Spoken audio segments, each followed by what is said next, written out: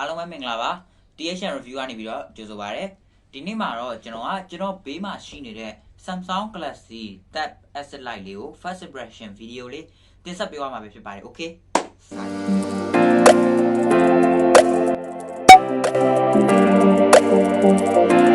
ဒီ Samsung Galaxy Tab S6 Lite ကိုကျွန်တော်ဝယ်မယ်ဆိုလို့ရှိရင်ဒီ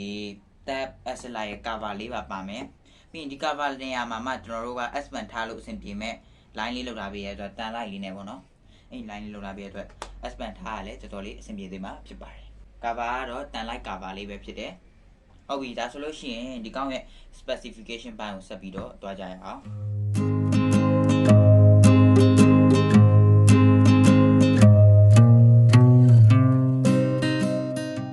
အခုနောက်ပိုင်း tablet တွေကကွန်ပျူတာနီးပါးသုံးနိုင်လာအောင်လုပ်လာကြတယ်ဆိုတာလည်းတွေ့ရပါတယ်ဒါကြောင့်မလို့ဒီ Tab S6 Lite ကိုကျွန်တော်အနေနဲ့တော်တော်လေးစိတ်ဝင်စားခဲ့တယ် review နောက်ကျနေပြီဆိုပေမဲ့လည်းတင်ရတာနောက်ကျနေပြီဆိုပေမဲ့လည်းကျွန်တော်အနေနဲ့ review လုပ်ဖို့စဉ်းစားခဲ့ပါတယ်ဒါကြောင့်မလို့အခုတောင်းထားတယ်ကျွန်တော်လည်းရောက်နေပါတယ်ဒီ Tab S6 Lite ရဲ့ first impression video မှာပေါ့နော်အရင်ဆုံးပြောချင်တာကဒီကောင်မှာ 10.4 inch ရှိတဲ့ display ကိုသုံးထားတယ် AMOLED display မဟုတ်ပါဘူးပြီးရင်ဒီကောင်းရဲ့အလေးချိန်က469 gram ရှိတဲ့ထူတော့ထူတယ်အရင်ထူတဲ့ထဲမှာတော့မပါပါဘူး RAM အနေနဲ့ကတော့ 4GB ROM အနေနဲ့ကတော့ 64GB ဖြစ်ပြီးတော့ selfie ဘိုင်းမှာတော့5 megapixel နဲ့အနောက်ဘက် rear camera မှာတော့8 megapixel ကိုအသုံးပြုပေးထားတာတွေ့ရပါတယ်ဒီ megapixel ပမာဏကတော့နည်းပေမဲ့ကျွန်တော်တို့အနေနဲ့ဒီ tablet လုံးမှာဒီလောက်ဆိုတာကတော့အရင်လိုအပ်မယ်မထင်ဘူးဒီလောက်ပါတာလည်းတင့်တော်တယ်လို့ကျွန်တော်အနေနဲ့ထင်မြင်မိတယ် flashlight တော့ထည့်ထားပေးတာမတွေ့ရပါဘူး security ဘိုင်းမှာတော့သူက fingerprint သုံးလို့မရဘူး face unlock နဲ့ပဲအလုပ်လုပ်လို့ရမှာကိုတွေ့ရပါတယ် fingerprint ထည့်ပေးလိုက်မယ်ဆိုရင်တော့ပိုပြီးကောင်းမယ်ဒါပေမဲ့ဒီဈေး6သိန်း2900ဆိုတော့ကျွန်တော်တို့အနေနဲ့အဲ့လောက်ကြီးလည်းမတောင်းဆိုချင်ပါဘူး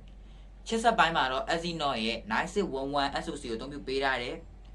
ဒီချစ်ဆက်ကိုသုံးမဲ့အစားကျွန်တော်အနေနဲ့ဆိုရင် snapdragon 730လောက်သုံးပြီးတော့ထွက်လာမယ်ဆိုရင်ပိုပြီးတော့ကောင်းမယ်လို့ထင်မြင်မိတယ်ကျွန်တော်ကတော့ Exynos ကိုတိတ်မကြိုက်ဘူး snapdragon ကိုပဲပိုပြီးတော့ကြိုက်တယ် snapdragon နဲ့တွဲဖက်ပေးလိုက်ရင်တော့ပိုပြီးတော့မိုက်သွားမယ်လို့လည်းထင်မြင်မိပါတယ်ဒီကောင်မှာ S Pen ပါလာတယ်ဒီကောင်ရဲ့ S Pen ကလည်းတော်တော်လေးရေးရတာအဆင်ပြေနေတာကိုတွေ့ရတယ်အခုလက်ရှိ first impression အနေထားလောက်မှာတော်တော်လေးကြိုက်တွေ့နေပါတယ်ကျွန်တော်အနေနဲ့ကတော့ battery အနေနဲ့ကတော့9040 mAh battery ကိုထည့်သွင်းပေးထားတော့လည်းပဲသူတို့က 15W fast charging စနစ်ကိုပဲထောက်ပံ့ပေးရတယ် Type C နဲ့ဒီလိုမျိုး 15W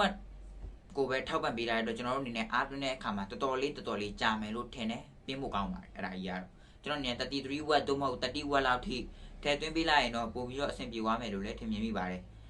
speaker ဘိုင်းမှာတော့ AKG ကထုတ်လုပ်တဲ့ dual stereo speaker ကိုသုံးထားပေးတဲ့အတွက်အတန်ထွက်တွေကအစပြတ်သားမှုရှိတယ်ကြည်လင်မှုရှိတယ်အတန်ထွက်ကောင်းမွန်တယ်လို့ကျွန်တော်အနေနဲ့ပြောချင်ပါတယ်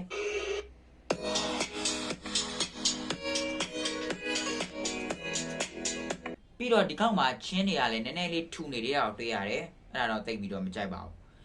ကျွန်တော်တို့အနေနဲ့ဒီကောက်မှာပေါ့နော်ဒီကောက်ကိုဒီ tab party keyboard နဲ့တွဲဖက်ပြီးသုံးမယ်ဆိုလို့ရှိရင်တော့တော်တော်လေးမိုက်မယ်သုံးရတာလည်းအဆင်ပြေသွားမယ်စာရိုက်ရတာလက်မညောင်းတော့ဘူးဒီလိုမျိုး tablet ကြီးကတော့ကျွန်တော်တို့ game ကစားရတာတော့တိတ်ပြီးတော့အဆင်မပြေဘူးဟို patch ကြီးတို့ဘာလို့ကစားတဲ့ခါမှာတော့ပေါ့နော်ကျွန်တော်ကဒီမျိုး tablet နဲ့လည်းကစားနေကြမဟုတ်လို့တော့ထင်ပါတယ်လက်ရှိမှာကစားကြည့်လောက်တော့တိတ်ပြီးတော့မကြိုက်ဘူး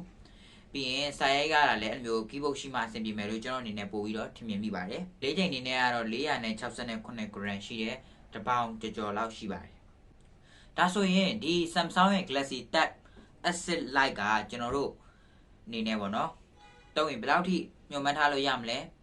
ကွန်ပျူတာအစားထိုးတွေဖြစ်လာနိုင်မလားဆိုတာသိချင်တယ်ဆိုရင်တော့ဒီ Samsung Galaxy Tab S6 Lite ရဲ့ full review လေးကိုဆက်လက်ပြီးတော့စောင့်ကြည့်ပေးပါလို့ပြောရင်းနဲ့ပဲနှုတ်ဆက်ချင်ပါတယ်ဒီနေ့ဗီဒီယိုကတော့ဒီလောက်ပါပဲဒီဗီဒီယိုအဆုံးထိကြည့်ရှုပေးတဲ့အားလုံးကျေးဇူးတင်ပါတယ်ကျွန်တော်ကတော့ THN review ကတထူးနိုင်မှာဖြစ်ပါတယ်ဒီဗီဒီယိုကြိုက်လို့ရှိရင် like and share လုပ်နိုင်ပါတယ်နောက်ထပ်ဗီဒီယိုမှာထပ်တွေ့ကြရအောင်